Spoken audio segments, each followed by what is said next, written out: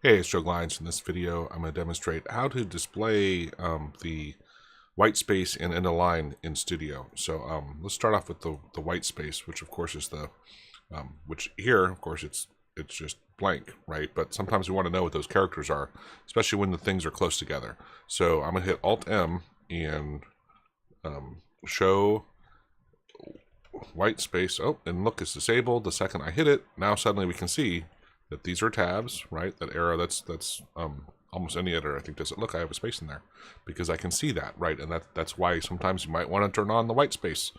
Now the second one, which often we want to do, is to show the end of line. So that one is show EOL for end of line, and that will show you that. So this is a really good point to know about Studio. He doesn't use the Macereth doesn't put in the excuse me, line return and then line feed. It's only line feed. So if you're using a search replace within Studio, using a regular expression or something inside Studio in the text, make sure you're cognizant of that because it can trip you up.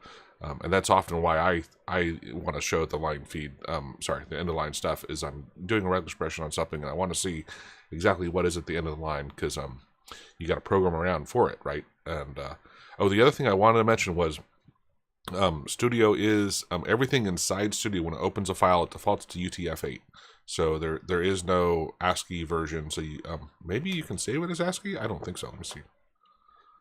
Let's go into the file menu. I should just use it this way. File, save as. I don't think there's a way to save. Yeah. No, I don't think there's a way to save the encoding as different stuff.